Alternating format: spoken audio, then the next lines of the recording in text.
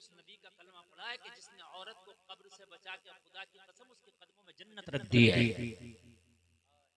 सुभान अल्लाह बोलो ना, तुमने तो उस नबी का कलमा पढ़ा है। कब्र में जिन औरतों को डाला जाता था ना, जिन बच्चियों को, मेरे नबी ने उस माँ का चेहरा देखने पे हज मकबूल का सवाब रख दिया है। शादियों में नाच गाने भांगड़े डिस्को,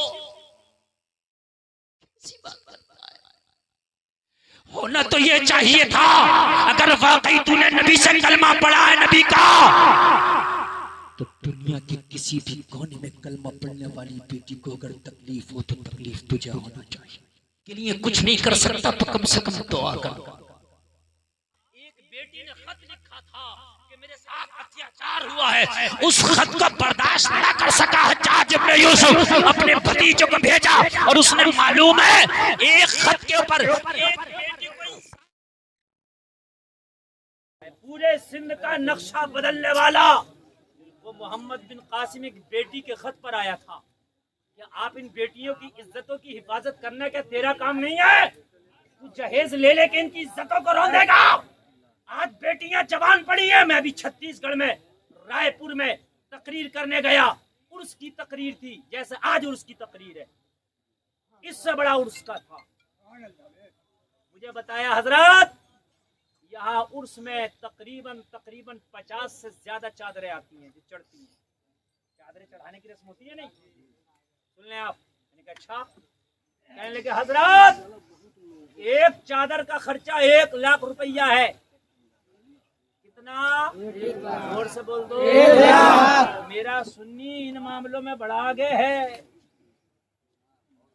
बहुत आगे है। आला हजरत का फरमान सुन ले। आला हजरत फरमाते हैं अगर मजार पे एक चादर पड़ी है तो जब तक वो बोसीदा ना हो जाए जब तक दूसरी डालने की जरूरत नहीं है। आजकल चादरों का बिजनेस चल रहा है। गुलफाम ने अपनी आंख से देखा है, तू दुकान से खरीद के मजार पे चढ़ाएगा, मजार का खादिम उतार के फिर दुकान पे दे आएगा। घूम रही है चादर, बिजनेस। हकीकत बता रहा हूं मैं। ये चादर, अरे क्या हो गया भाई तेरे मैक में? सो गया क्या जाके? लगा यार इसे। ये चादर जो मजार पे आप चढ़ा रहे हो, अगर ये चादर किसी गरीब बेटी को दे दो तो खुदा की कसम मदीने का मुस्तफा तुझसे राजी हो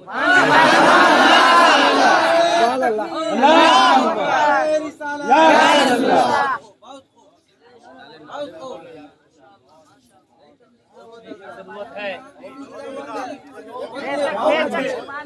सोचने की जरूरत है।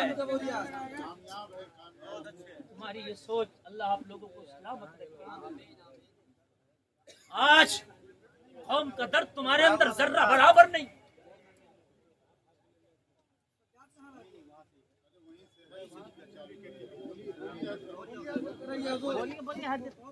कौम का दर्द जर्रा बराबर नहीं। मालूम है ये मेरे नबी की उम्मत, औलाद आदम, ये कलमा पढ़ने वाले गय्योर मुसलमान आपस में इस तरह है जैसे जिस्म के आज़ा हैं। अगर इस हाथ में चोट लगे तो दर्द यहाँ होता है, अगर सर में चोट लगे तो दर्द यहाँ होता है, पैर के अंगूठे में चोट लगे तो दर्द यहाँ होता है। मैंने पूछा दिल, चोट अंगूठा में है, दर्द तुझे क्यों है? कहने लगा मेरा कनेक्शन इससे बड़ा करीबी है। मुसलमान बिहार का हो, मुसलमान यूपी का हो, मुसलमान बंगाल का हो, मुसलमान महाराष्ट्र का हो, तेरा भाई है। अगर तकलीफ में है तो दर्द यहाँ होना चाहिए, दर्द यहाँ होना चाहिए।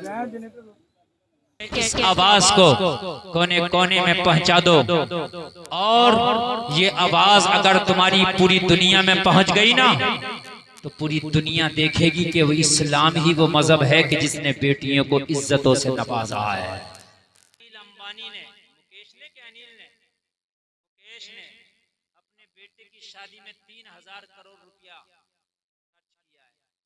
खुदा की कसम, मुझे अगर अल्लाह इतना पैसा दे देता ना तो मैं अपने बेटे की शादी में इतना खर्च ना करके पूरे हिंदुस्तानियों के अकाउंट में ट्रांसफर करा देता। हर हिंदुस्तानी को कई कई लाख मिल जाता। क्या वो ये मोटू पतली की शादी है?